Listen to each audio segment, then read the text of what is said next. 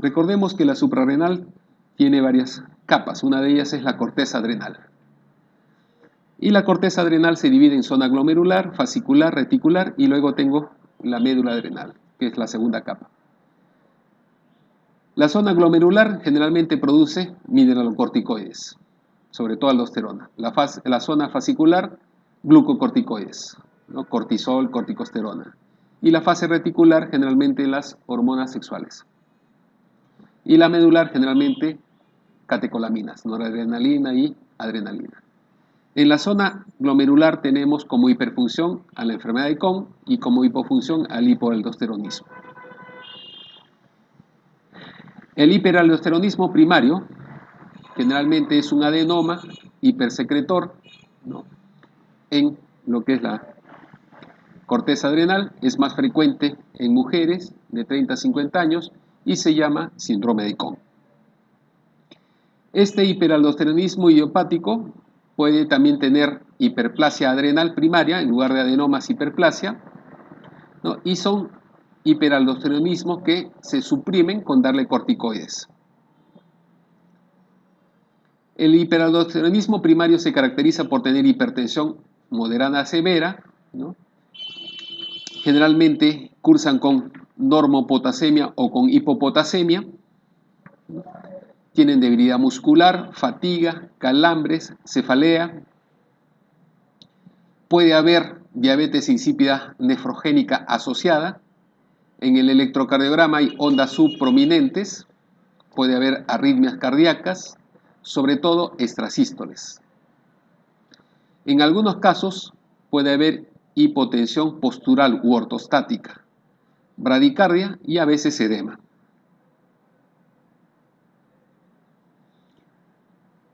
En el hiperaldosteronismo secundario, las causas generalmente son la hipersecreción de renina, debido básicamente a la estenosis o estrechamiento de las arterias renales, a la nefroesclerosis por hipertensión maligna, vasoconstricción intensa de las arterias renales o por un tumor productor de renina. El uso crónico de diuréticos, los vómitos, la diarrea, que cursan con hipovolemia, el síndrome de Bartter, el síndrome de Liddle, el síndrome paraneoplásicos con ascitis, insuficiencia cardíaca, también son otras de las manifestaciones de hiperaldosteronismo secundario. Recuerden que dentro de lo que es insuficiencia cardíaca, estadio 3-4 de NIJA, utilizamos ¿qué cosa? Espironolactona. ¿Y por qué utilizamos espironolactona? Porque hay hiperaldosteronismo secundario. ¿Por qué manejamos al paciente cirrótico con espironolactona? ¿Cuál es la indicación del cirrótico? Principalmente es uso de espironolactona, asociado o no a furosemida, pero principalmente es espironolactona. ¿Por qué? Porque hay hiperaldosteronismo secundario.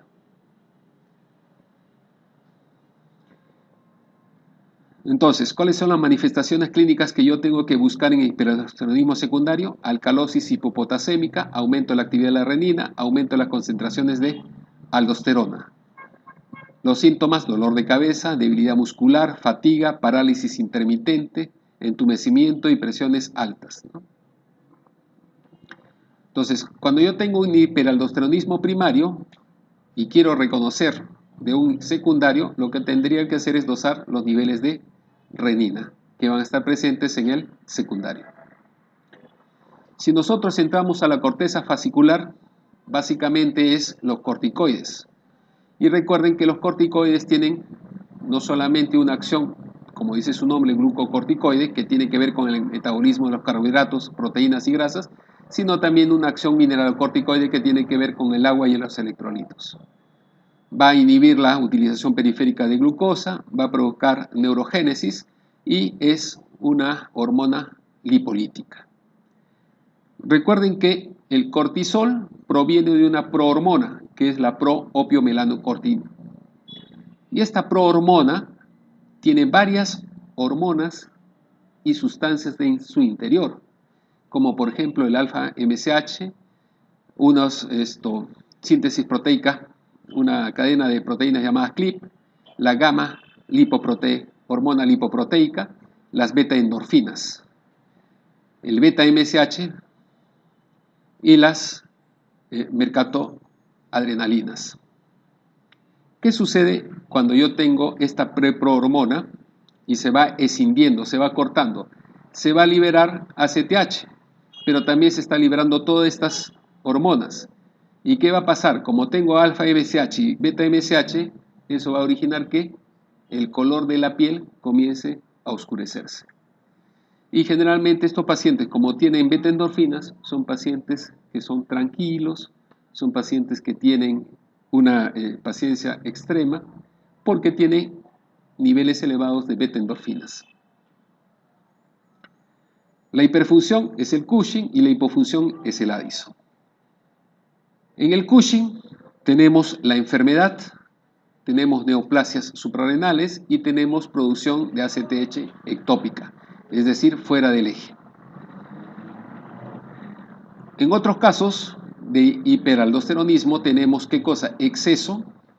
Hipercortisolismo. Tenemos exceso de la hormona CRH, que se eleva cuando hay estrés, cuando hay depresión, cuando hay ingesta de alcohol etílico o cuando hay anorexia.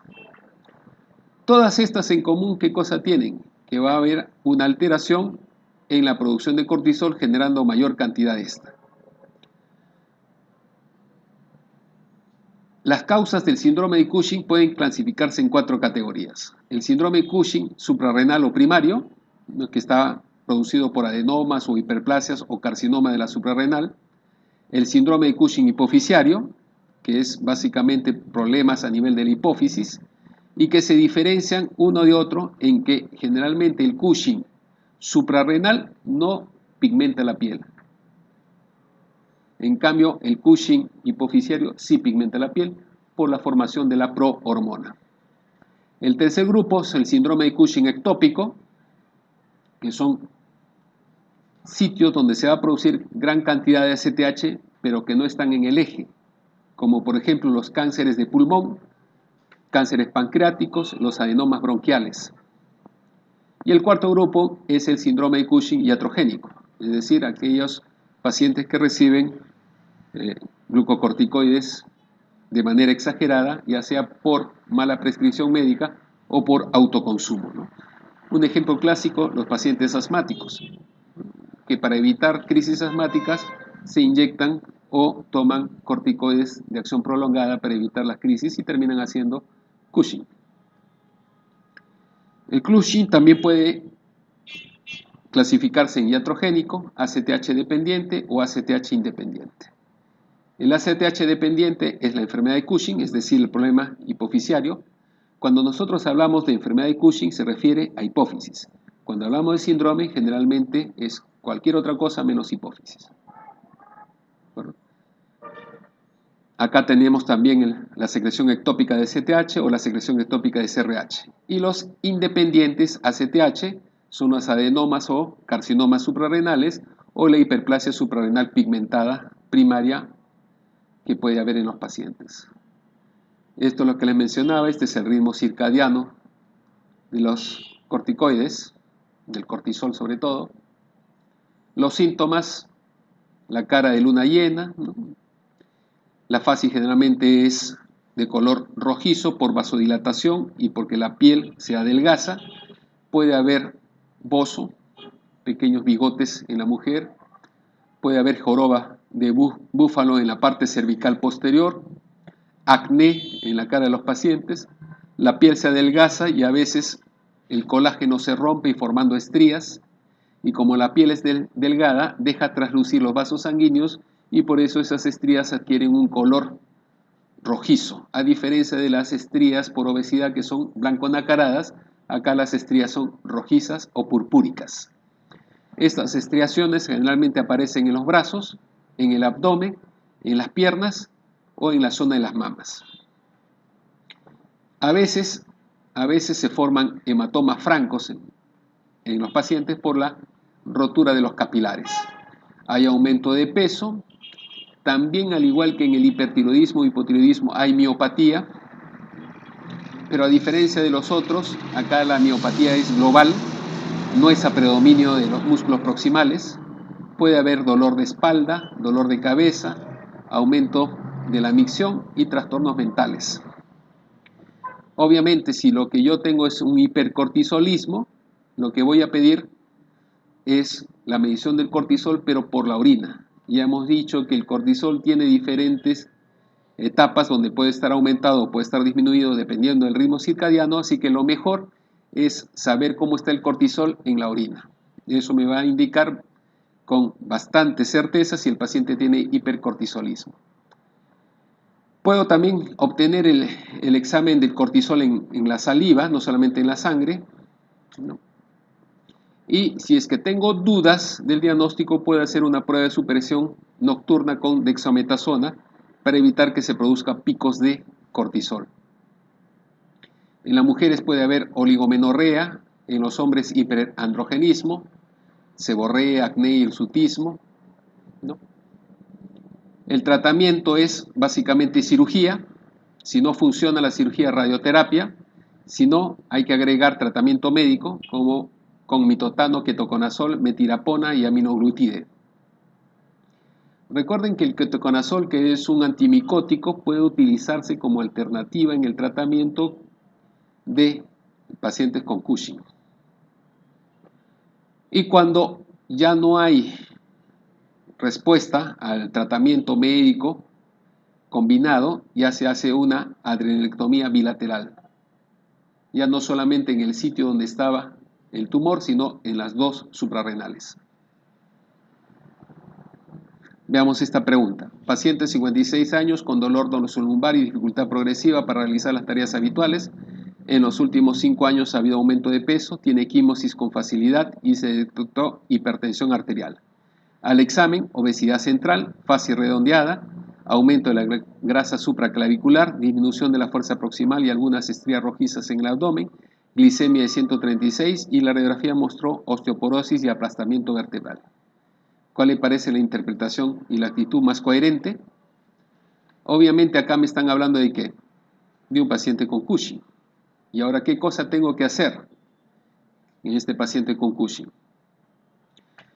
A ver, veamos las alternativas. A. Osteoporosis posmenopáusica, diabetes tipo 2, hipertensión arterial esencial con disminución de la fuerza polineuropatía diabética. B. Es necesario descartar la enfermedad de Cushing mediante el test de supresión con dexametasona y realizar un TAC craneal. C. Sugiere un Cushing, determinar cortisol libre urinario, ACTH basal, que sirve para orientar su etiología y seleccionar la técnica de imagen más apropiada. D. Parece un Cushing si la ACTH basal es alta, puede ser por el uso de corticoides o un tumor suprarrenal debiendo realizar una resonancia magnética nuclear. Y E. Probablemente tiene un Cushing si la ACTH basal es baja, probablemente tenga un microadenoma hipoficiario debiendo realizar un TAC craneal. ¿Cuál les parece la alternativa más correcta? ¿Será una enfermedad de Cushing?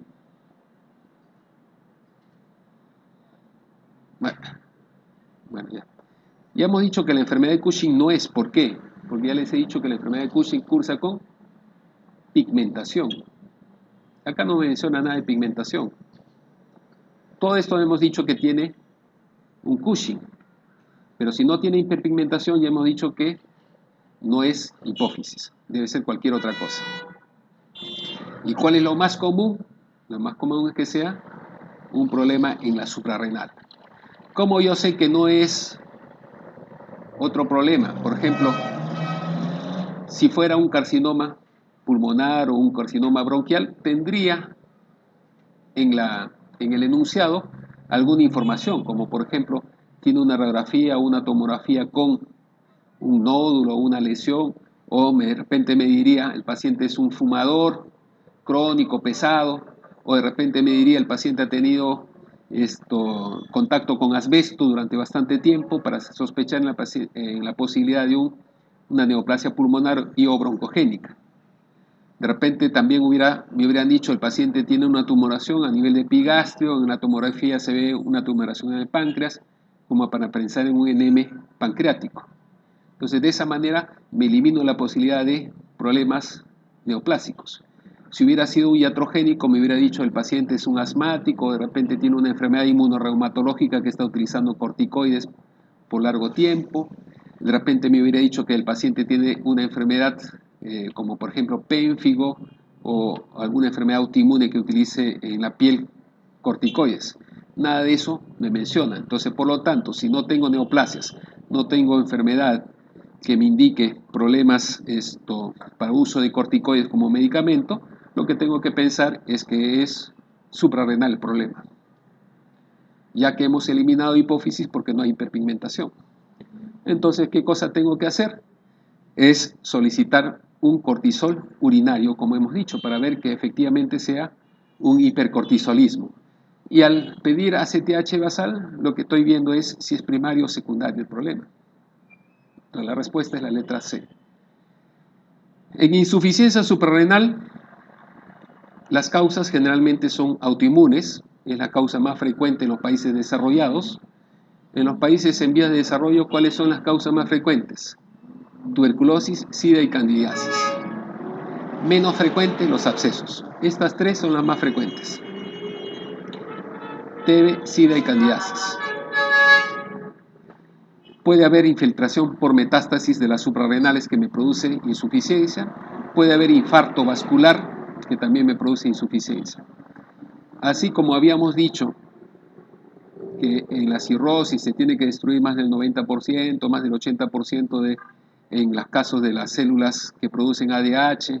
Hemos dicho que la reserva del riñón es básicamente un riñón.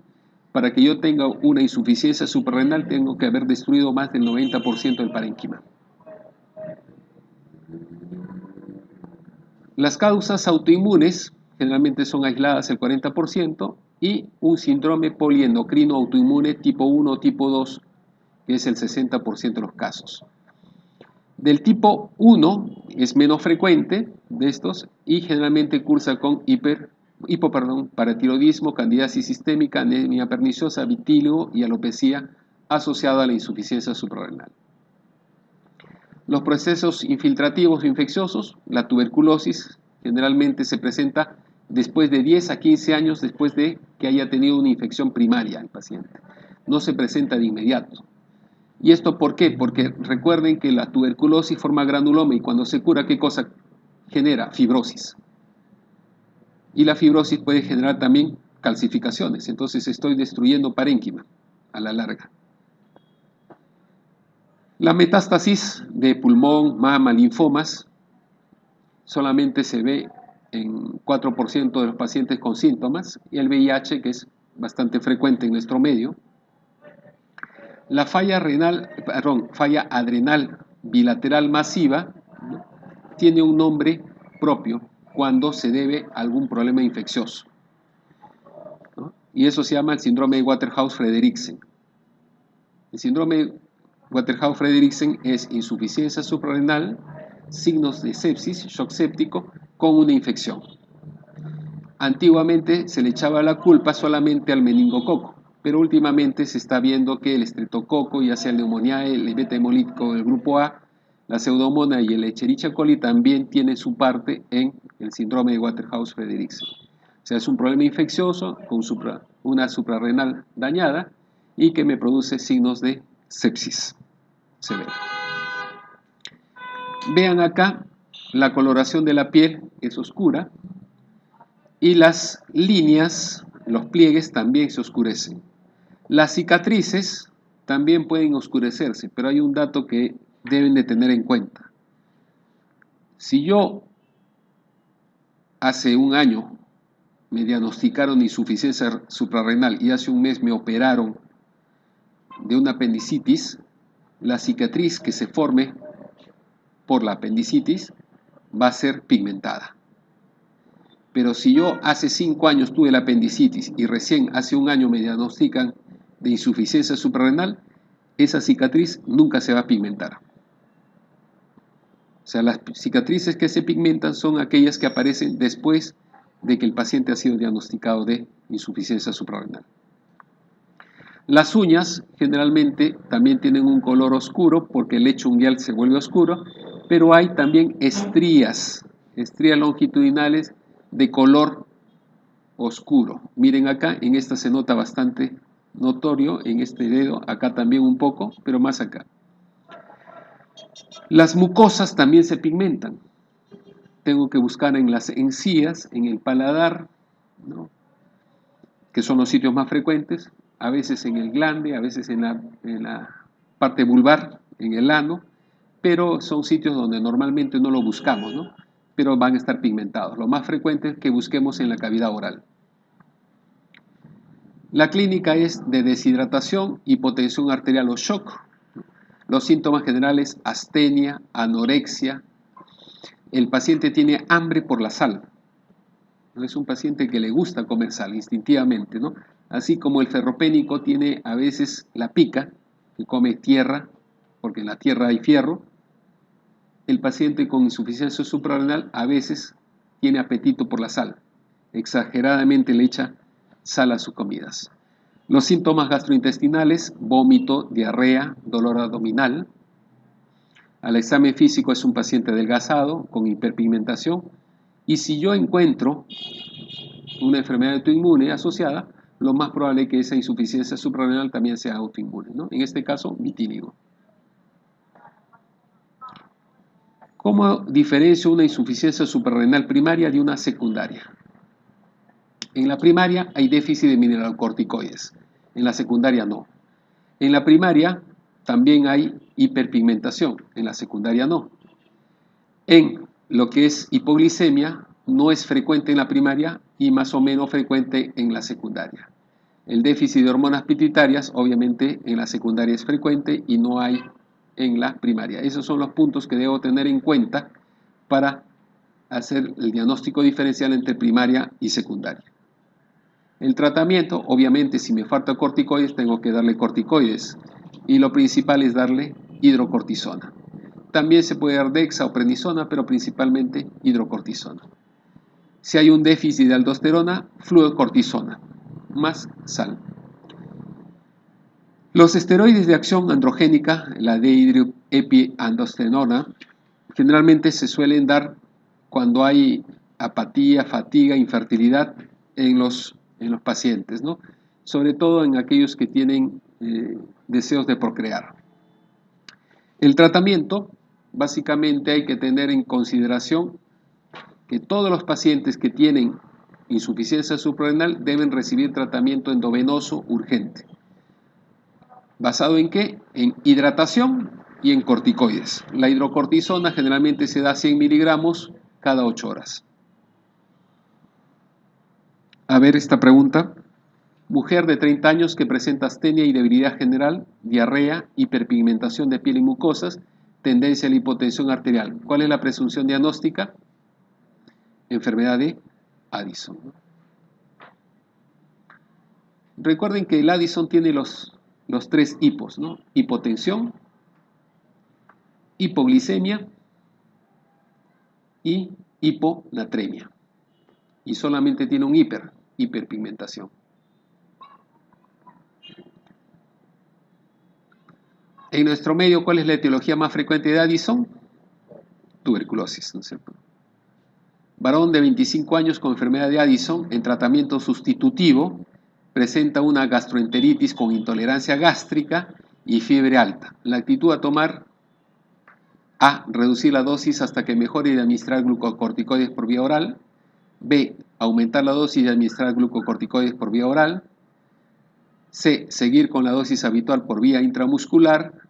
D. Aumentar la dosis y administrar glucocorticoides por vía parenteral.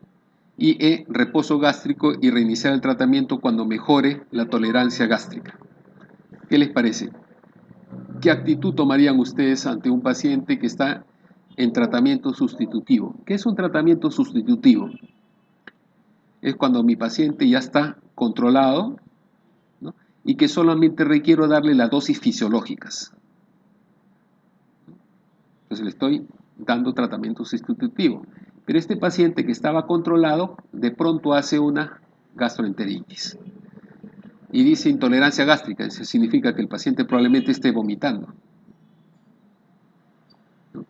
Tiene fiebre alta. Entonces, ¿qué actitud van a tomar ustedes? La respuesta es sencillísima. Tengo que aumentarle la dosis, ¿no? Y administrar los glucocorticoides por vía parenteral.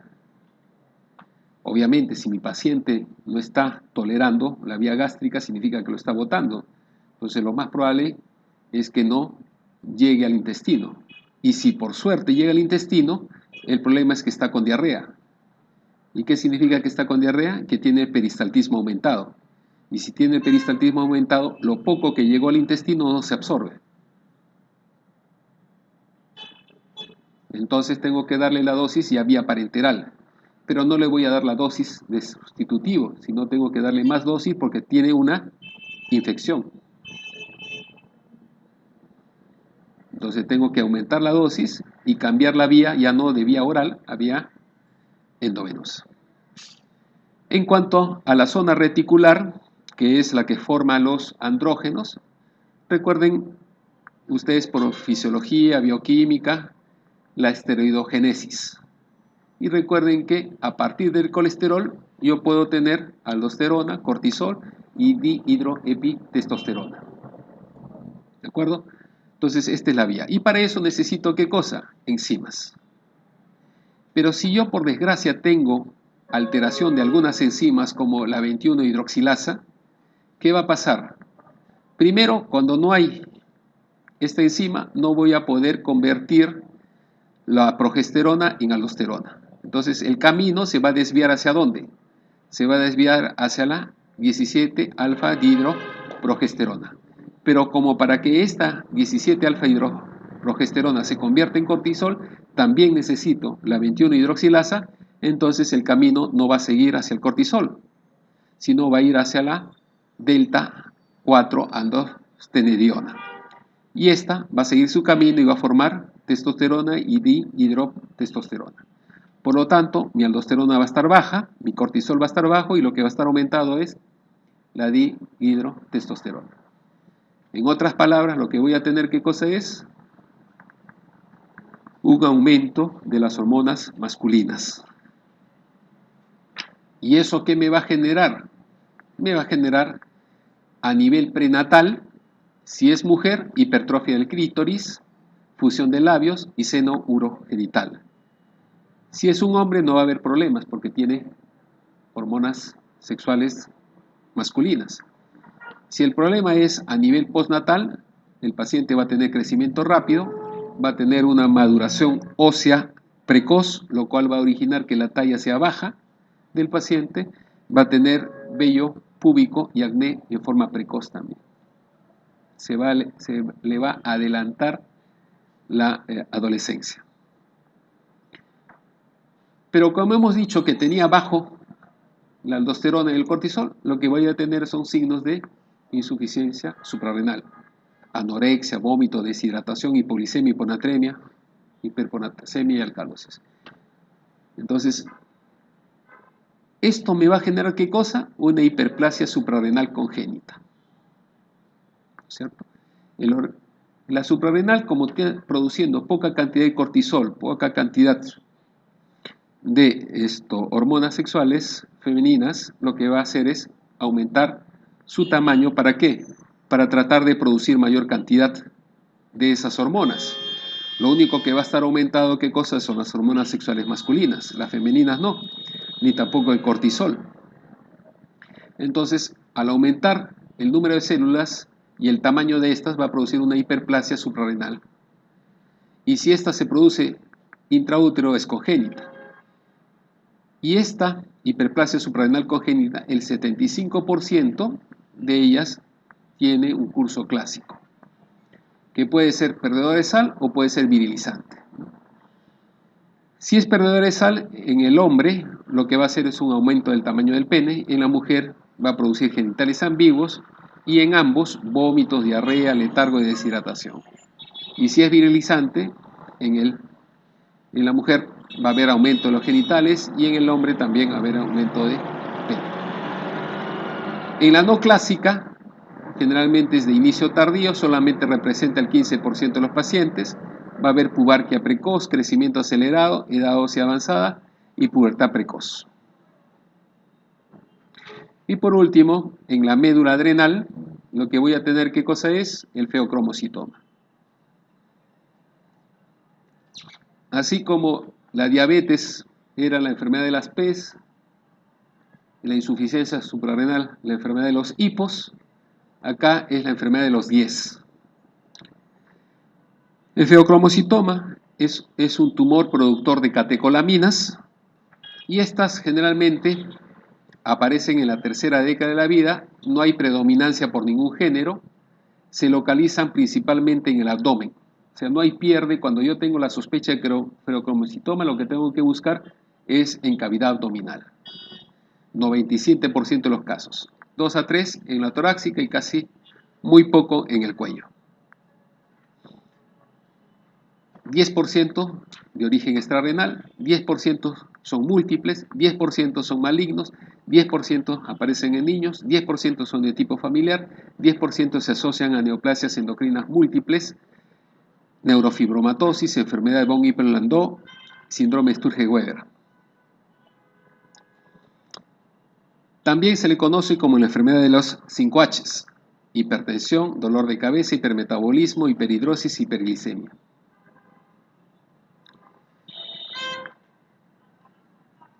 La tríada clásica que se presenta en los pacientes es cefalea, sudoración y palpitaciones. El 95% de los pacientes tienen cefalea, asociada con sudoración y palpitaciones. La hipertensión del feocromocitoma es variada. 50% tienen hipertensión sostenida, el 30% hipertensión paroxística, que aparecen súbitamente y desaparecen, y el 18% tiene presión normal. El resto es atípico. Como hemos dicho, el feocromocitoma es un tumor productor de catecolaminas. En algunos casos, cuando hay epinefrina en grandes cantidades, puede haber hipotensión.